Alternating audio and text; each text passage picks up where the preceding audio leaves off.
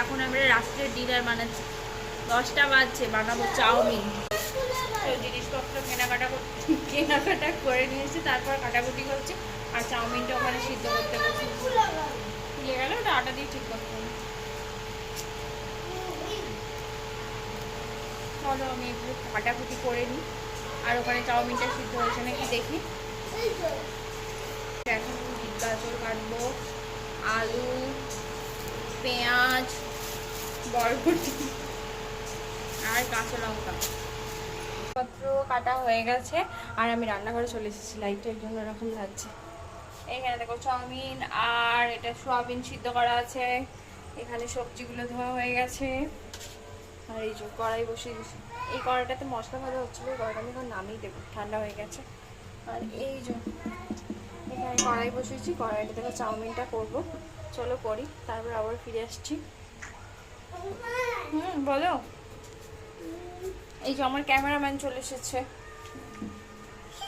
এটা হচ্ছে আমার ক্যামেরাম্যান। না কড়াইটা এখন জল আছে। হ্যাঁ খিচুড়ি, খিচুড়ি কেন খাবো তোর বাড়িতে?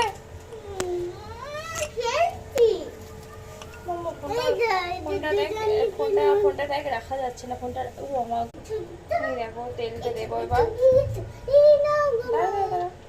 তেলটা গরম হয়ে গেলে সবজিগুলো দেবো। এই দেখো এখানে তেলটা গরম হয়ে গেছে, একটু ধোয়া বেরোচ্ছে। এবার সবজিগুলো দিয়ে দেবো আস্তে আস্তে।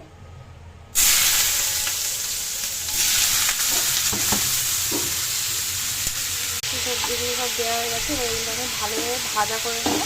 এতে দেবো নুন, আর আপাতত এখন কিছু দেবো না। দেওয়া হয়ে গেছে, এবার আমি চাপা দিয়ে ভালোভাবে সিদ্ধ করে ভাজা করবো। সবজিগুলো সব ভাজা হয়ে গেছে, এবার এতে আমি সসগুলো দিয়ে দেবো, সোয়া সস আর টমেটো সস। তার আগে চাউমিনটা দেবো, চাউমিনটা সোয়াবিনটা দিয়ে দিচ্ছি। এবার এটা একটু মিশিয়ে নিই, ততক্ষণ ফোনটা বন্ধ রাখি। আমি সস আর মশলাটা দিয়ে নিয়েছি, কারণ আমার ক্যামেরাম্যান খেলছে এখন, সে ক্যামেরা ধরে দেবে না বলেছে, সেই কারণে। চলো ফাইনাল লুকটা নিয়ে আসছি চাউমিনের, কেমন হয়েছে এটা টেস্ট করে বলবো। রেডি হয়ে গেছে, নিয়ে চলে এসেছি। এটা হচ্ছে আজকে আমাদের রাত্রের ডিনার। কেমন হয়েছে সেটা তো টেস্ট করে বলতে পারবো। যদি মিনি ব্লগটা তোমাদের ভালো লেগে থাকে, অবশ্যই আমাকে সাবস্ক্রাইব করো, আমার চ্যানেলটা শেয়ার করো। Tata, bye, good night.